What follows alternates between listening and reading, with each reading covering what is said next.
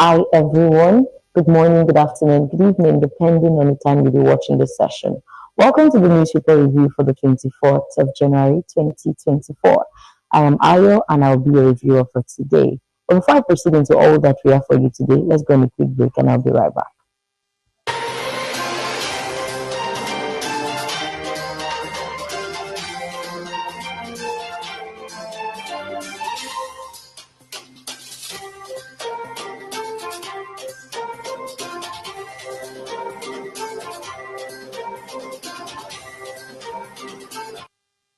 Welcome back to the newspaper review for the 24th of January 2024. Like I said earlier, we have quite a number of headlines to be reviewed with you today. Very quickly, let's look at the Punch.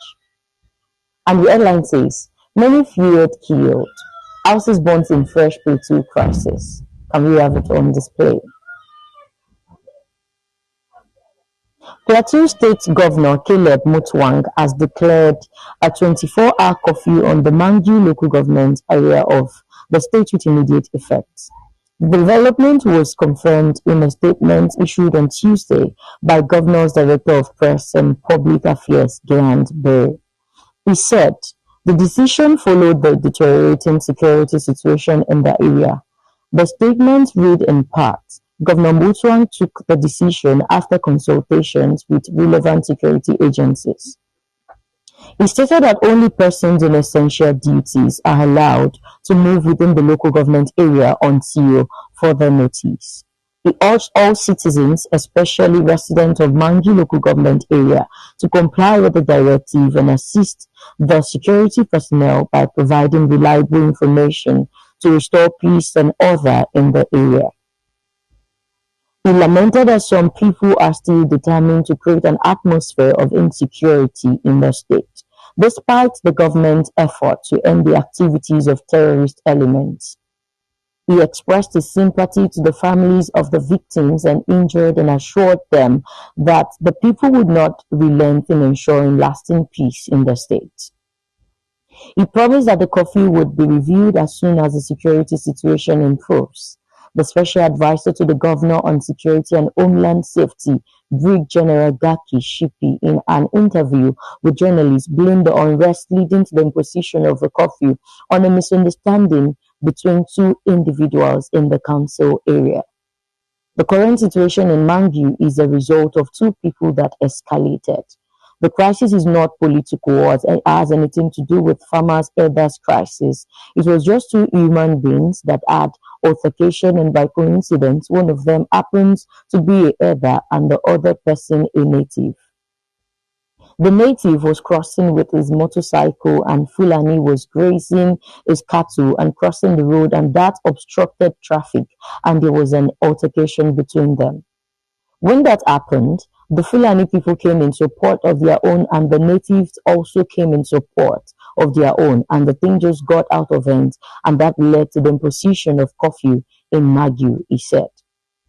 It was learned that during the unrest, several houses, including churches and mosques, were burnt down. A former lawmaker representing Mangu South, Bala Fwanji, confirmed the arson while lamenting the situation. Fwanji said, what happened today in Mangu is not good at all. We just woke up to hear that some people are burning houses in Mangu and attacking anyone in sight. I cannot tell you how many houses were burnt or the number of people attacked or killed. But these things happen today, but we thank God the security agents have been deployed and the situation is calm now. As you have heard, this is practically not an issue between politicians or some set of hoodlums that are attacking the people of Plateau. This is actually an incident between two parties, an herder and another person who happen to be a native. But it is so unfortunate that we take personal things out of hands. The fact that an issue occurred between two persons does not mean lives and property has to be destroyed over issues that can be handled individually or settled within the community. It is so unfortunate that properties are lost to this incident, and hopefully we wish that the government will have enough security agencies to sort out these differences so it doesn't escalate to losing of lives. And this will take us to the next headline from The Punch, and it says we haven't received senators' December salaries. Kaduna bombing victims lamented. So it was stated last week during the bombing incidents during December 3rd, when the senators, by the name, the deputy senator president Barau Jibrin promised that the 109 senators, their salaries are going to be used to cater for the needs of those who are affected by the bomb blast um, at Kaduna. It is so unfortunate that the senators are yet to remit the total sum of 109 million naira to the people of Kaduna State. Very quickly, let's look at the news in details.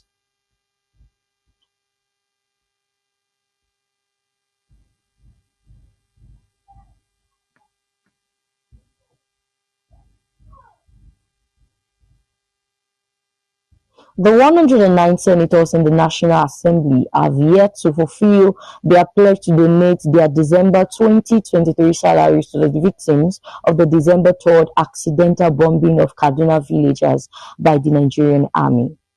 The accident bombing by the troops hunting terrorists claimed the lives of over 100 innocent residents of Tundumbiri community in the Igabi local government area of Kaduna State. In the wake of the accidental bombing, which generated an outcry across the country, many prominent individuals and government officials pledged monetary donations to assuage the pain and loss of the victims. The Deputy Senate President Barau Jibrin, during a condolence visit to Kaduna in December, pledged that the 109 senators would donate their December salary of 1 million naira, amounting to a total of 109 million naira, to the victims. We are here to represent the President of the Senate, Senator Godswill Akpabio, and indeed other senators of the Federal Republic of Nigeria in order to sympathize with you and condole with you for the lost lives and those who sustained injuries in the respect of the unfortunate incident that happened at Tundumbiri in Igabi local government area of Kaduna some few days ago, Deputy Senate President said. It is on this note that we have decided we are going to donate our salaries for a full month to be given to those who were affected by this incident. So a total of 109 million naira will be made available to the governor to be channeled to help bring succor to those affected by the unfortunate incident at Tundumbiri, Jibrin added. However, checks by the Punch revealed that the senators had yet to fulfill the pledge. It was gathered that many other persons who similarly pledged donations had yet to redeem their pledge. As we have heard, the senator, by the deputy senator president, Baram Jibrin, made a promise during the accidental bombing at Kaduna State on the 3rd of December 2023. He made a pledge that for the cost of the accidental bombing, the one senator's salary, the over 100 senator's salary, worth 1 million naira per person, which amounted to a total sum of 107 million naira, will be donated to the accident victims at Kaduna, which will have over 100 lives lost to this accident. They made a promise that 107 million naira will be given to the governor of the state to be given to those that are affected by by the accidental bombing. It is so unfortunate that today is the 24th of January 2023. This is over a month and close to 2 months already. The senators are yet to remit the sum of 109 million naira to the purse of the governor of Kaduna State. It is so unfortunate that this is Nigeria and this is not the Nigerian that we planned for. But it is so unfortunate that this is happening. Hopefully, this is going to bring to the awareness of the senators. Perhaps they forgot.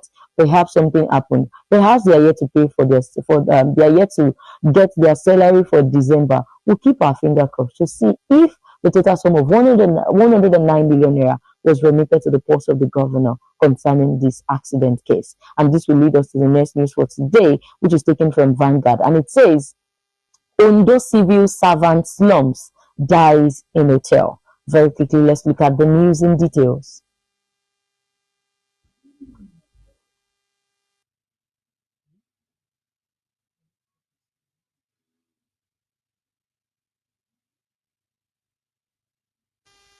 Ondo civil servant slums dies in hotel.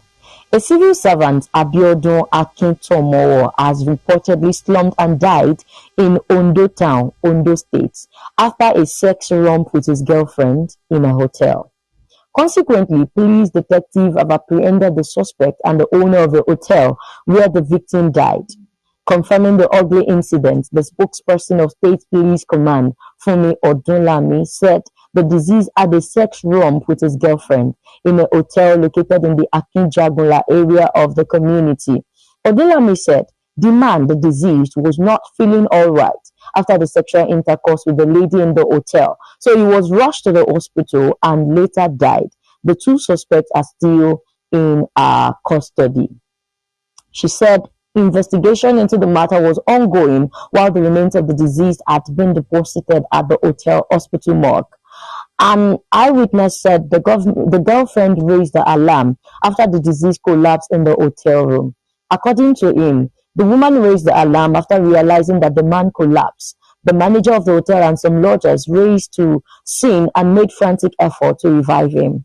He was later confirmed dead by the doctors who attended to him. The management of the hotel later reported the matter at the Yaba Divisional Police Station in the community. Police detectives later visited the scene to evacuate the corpse of the deceased to the University of Medical Science morgue in Ondo State. As you have heard, an Ondo civil servant slumps, dies in hotel. The details concerning the victim is yet to be released yet, and as soon as it is released, you'll see the news flying all over the internet. It is so unfortunate that people are not satisfied with what they have. This is not an incident we are supposed to be talking about, but really it is worth talking about.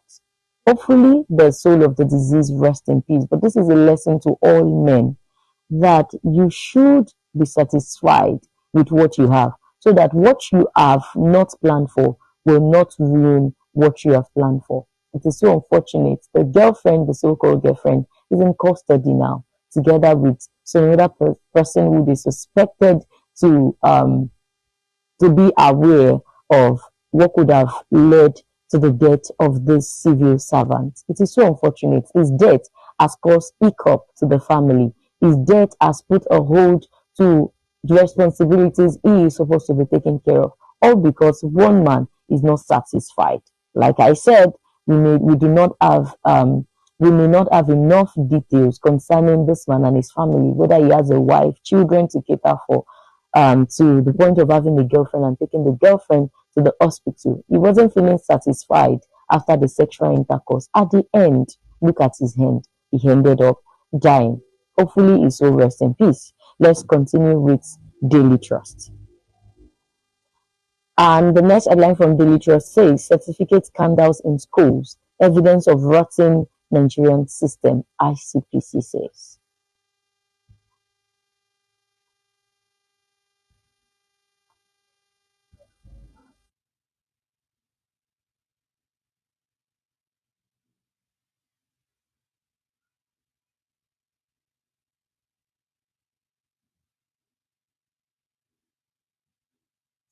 Scandal in schools, evidence of rotten Nigerian system, ICPC.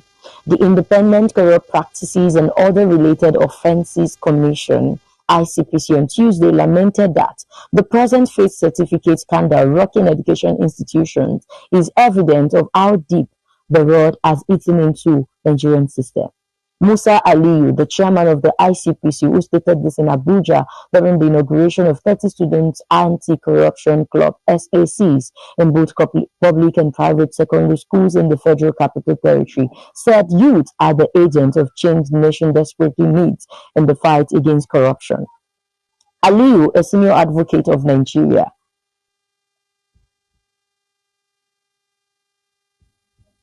Aliyu, a senior advocate of Nigeria (SAN), called on students in both secondary and tertiary institutions to be whistleblowers by reporting the instances of corruption to relevant authorities and to ICPC, adding that by speaking out the wrongdoings, they will become catalysts for change, accountability, and transparency.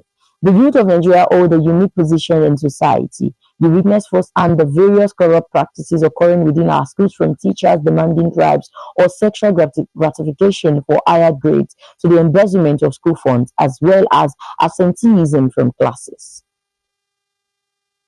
This act of corruption erodes the foundation of our educational system. You have a role to play to stop corruption so that you are not merely observers or victims. You can act as a whistleblower, reporting instances of corruption to relevant authorities and ICPC. You are the agent of change we desperately need in our fight against corruption. Your voices, your actions, and your determination can transform Nigerian schools into beacons of integrity, innovation, and excellence, he said. The ICPC chairman, an establishment of the Student Anti-Corruption Clause was to be signify the need for collective action in combating corruption from the roots, starting with the future leaders. The ICPC chairman said that students of Nigerian secondary schools or tertiary institutions should expose people who are using fake certificates. We should expose lecturers who are seeking sex gratification for grades, should expose lecturers or teachers who are demanding bribe from students before their certificate will be awarded to them. Yes, this is expedient. This sounds so good.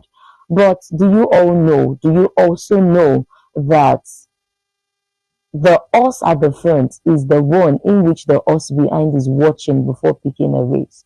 Before you can do something, our leaders are supposed to be our mirror. Our leaders are supposed to be people that we watch after.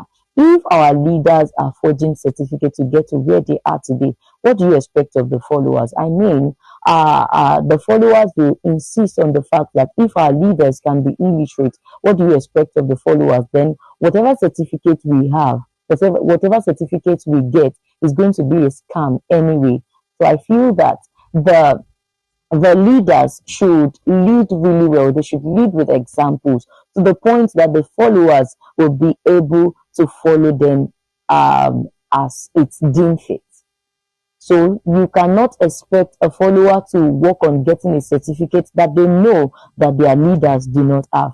You should not expect a follower to work on fighting a certificate that they know that their leaders walk around, they maneuvered their way to the top with no certificate at all.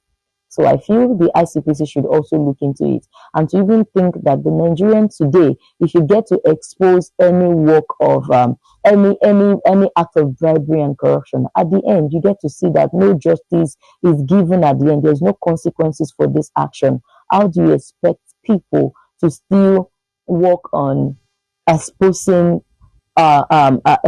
exposing the perpetrators of evil without any consequences attached to these perpetrators of evil, to this act that is carried out by them? I want you to think about this, our viewers. And this takes us to the last headline for today, and it is taken from Daily Trust. Recruiting security agencies paid less than 50,000 naira monthly, says Ndume.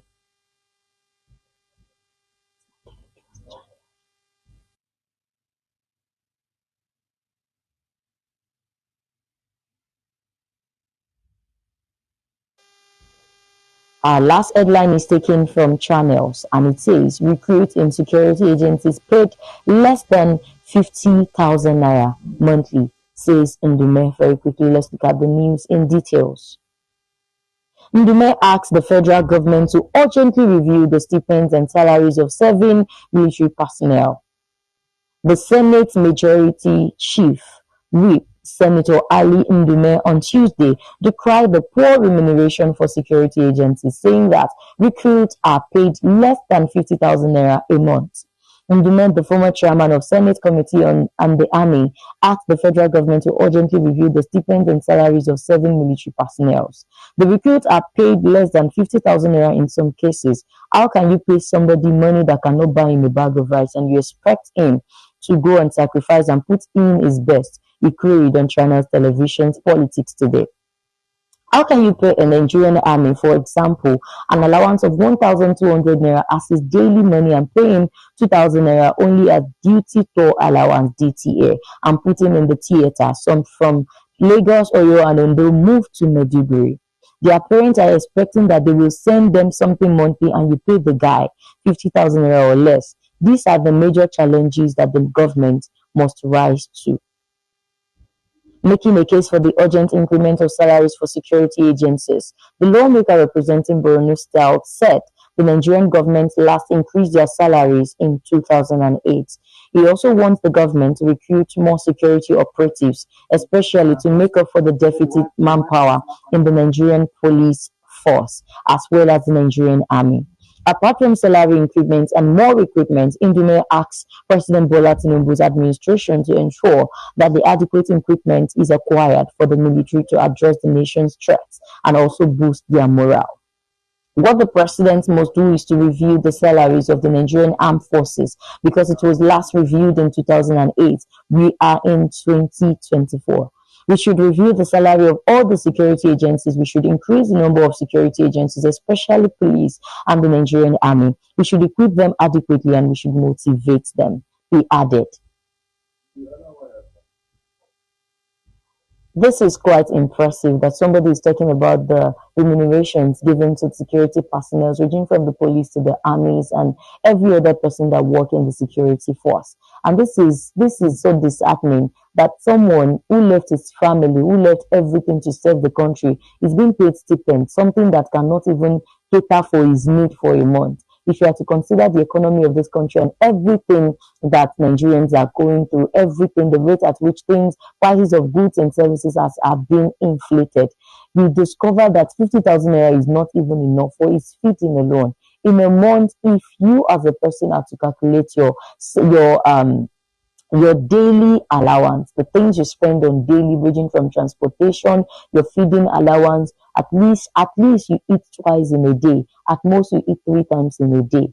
If you are to make calculations of all of these things, for a grown-up man that has family members to cater for a grown-up man that has mothers, fathers, that has family members and responsibility to cater for, earning less than 50,000 naira salary for the month, how do you expect them to put in their best? That is the truth. That is the truth. How do you expect them to put in their best in serving the country? How do you expect them not to corner their ways in taking bribes from people who they are supposed to hold down for being a part of the issues going on in the country? How do you expect them to fight for justice? How do you expect them to work with integrity when the money they are earning is nothing compared to the bribe that the perpetrators of evil that they have arrested are demanding from them?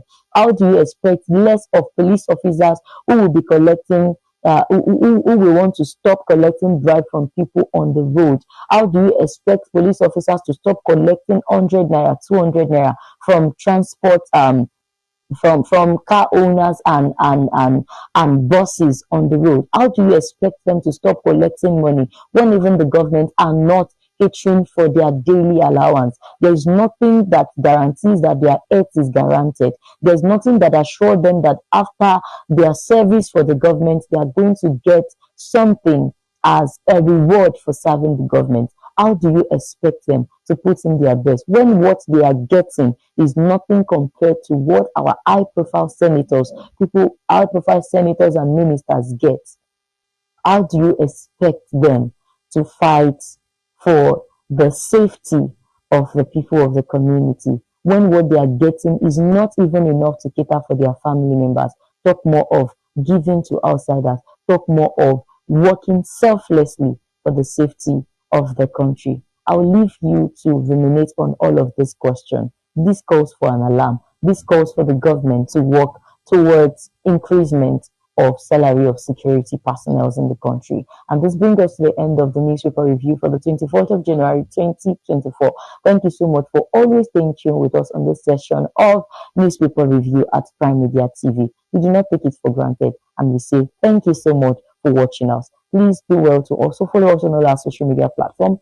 On Facebook and Instagram, we go by Prime Media TV. Please do well to follow us. You can visit our YouTube channel at enginespeak.com to get unlimited access to all of our broadcasts on the Prime Media TV and all other things that we do here.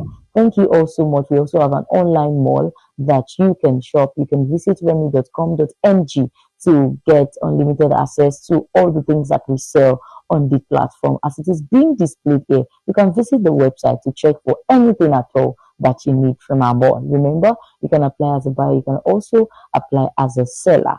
Thank you so much for trusting us this well. Thank you so much for staying tuned with us till this time. Till I come your way again, I am Ayo. I'll be reviewing with you on this session. Thank you. Do have a great day.